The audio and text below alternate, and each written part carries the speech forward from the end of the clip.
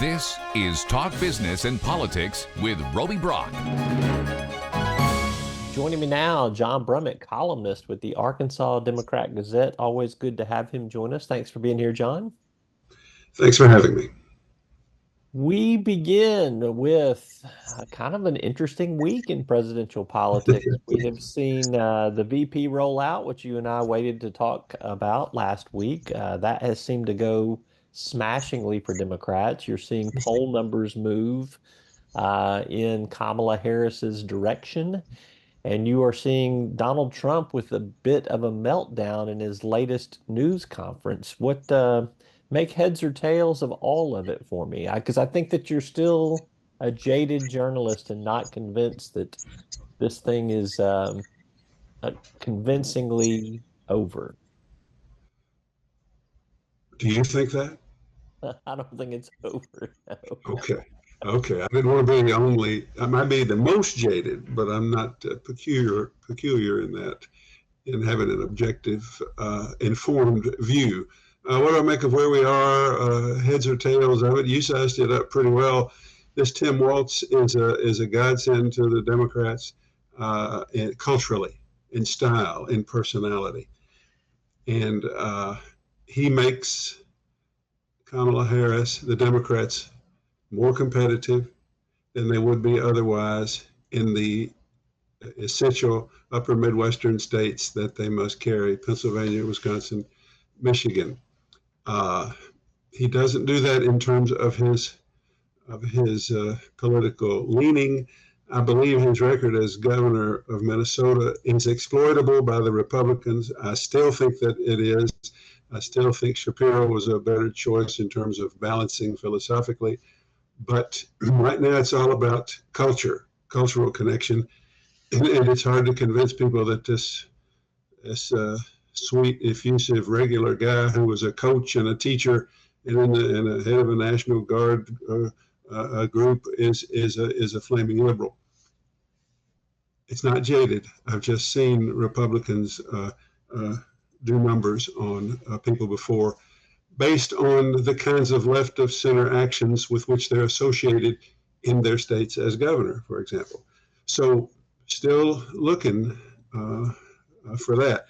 But Kamala Harris still has to win it on her own. Walz can help her if she doesn't lose it herself. And it remains to be seen whether she can do that. But the fact is, Biden was behind. She was behind in those states.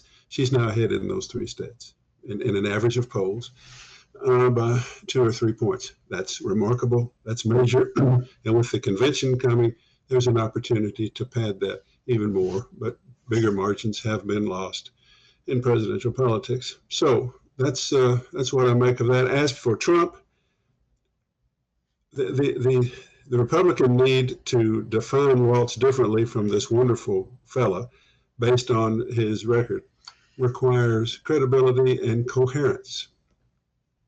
Trump doesn't have that right now. Meltdown is a good word for what he's doing. That news conference he had last Thursday, National Public Radio, and all right, it's NPR, but they documented it: 164 misstatements, distortions, or lies in 64 minutes, more than 2 a minute. And they've got them all listed. And some of them are just hyperbolic nonsense. And Trump is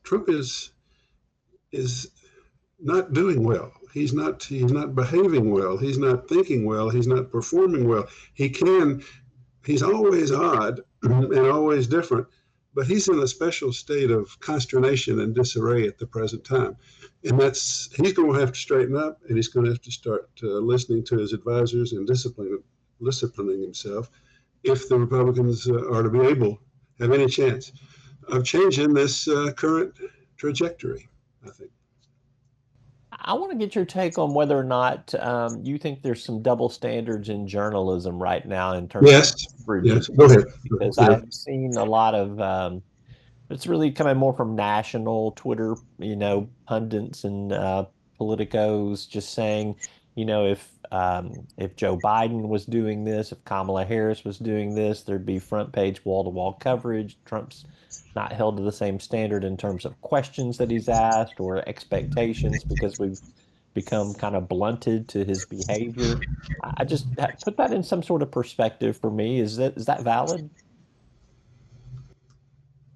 Not anymore, and it just isn't to me, Roby. You're right, but Trump has been defined as out there, as different, and he has been forgiven by his supporters. His support is embedded, and then the critical refrain becomes tiresome. It becomes the same old thing. So Trump is. Some politicians get immunized, inoculated a little more effectively than others. Trump is that. Trump could be, and you could say, and this is going to sound really mean, but Trump, you could make an argument that Trump, based on what he said, is having the same kind of mental decline we decided Biden was having, in some respects. How do I say this?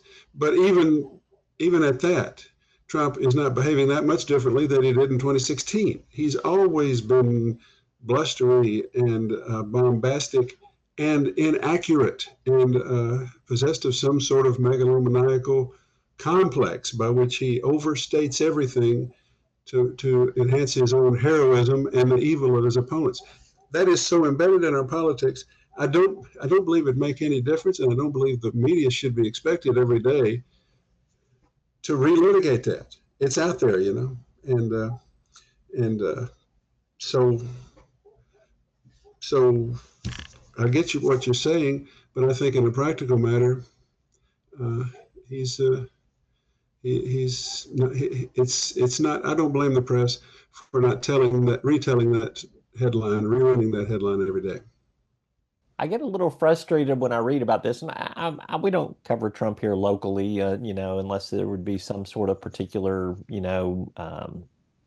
obvious angle to do that. But I do just read, and I guess I take media criticism a little bit more personally in all this. It's like, the media ought to be putting different headlines on these stories. The media ought to be running a side column or a sidebar that is correcting all of his inaccuracies and fallacies in there. And that's just not how the media is constructed, and I don't see how we are supposed to be the arbiter of all of that. I understand telling you that if the sky is blue, you say it's blue if someone says it's green, but these things come, like you said, 164 distortions and lies within 64 minutes. It's a lot to keep up with when you're just trying to hear what the person is saying and report on that. Yeah, and that's the reference I made earlier. That was NPR. Now, National Public Radio stands long accused of being to the left and being part of government liberal news. So they did a responsible job. Every one of those 164 misstatements, distortions, or lies are documented. They're there, and many of them amount just to hyperbole. But what does the right think, or what is the right going to say? What MAGA going to say? NPR. What do you expect?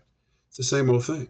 So while we're over here and you're in some level of consternation about, I don't know if you are or not, but raising the issue of the fact that the media is out of balance, one way, they are certain by a report like NPR's that's, there you go. There's your government deep state right there. They're not even hiding it anymore. Who cares what NPR says?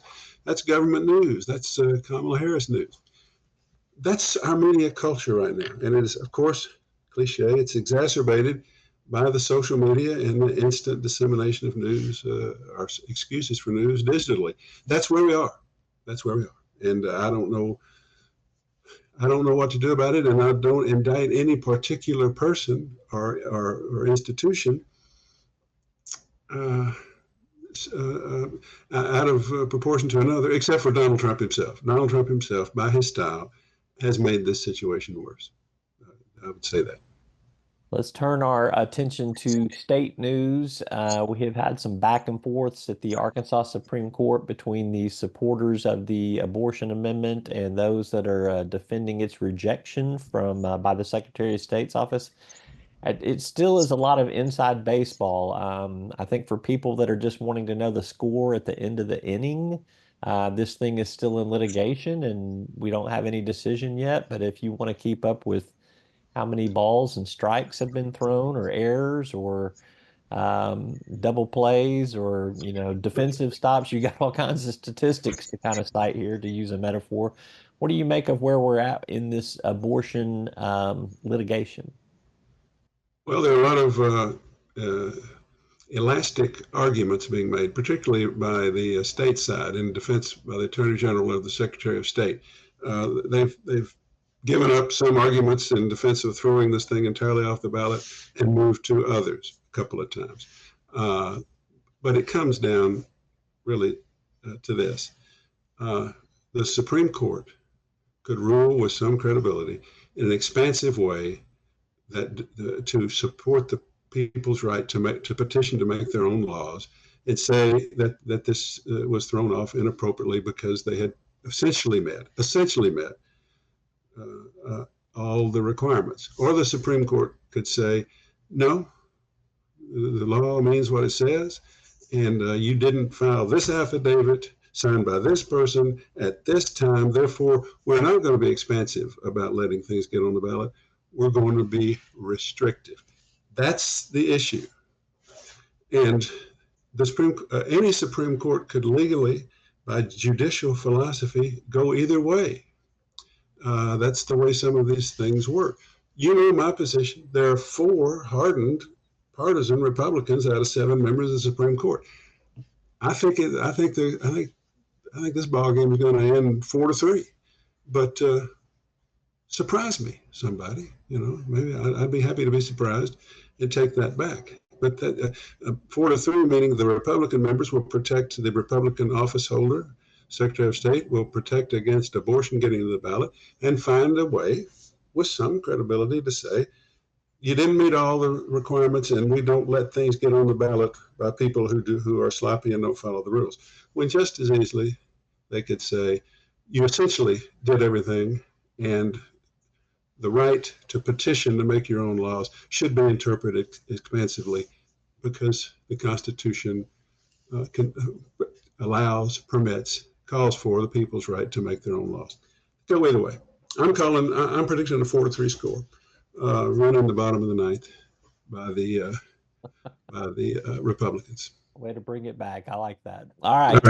Lastly, did you even know there was a state library board before Jason Rapert was appointed to it, that it had some sort of powers and controls over spending authority to libraries around the state?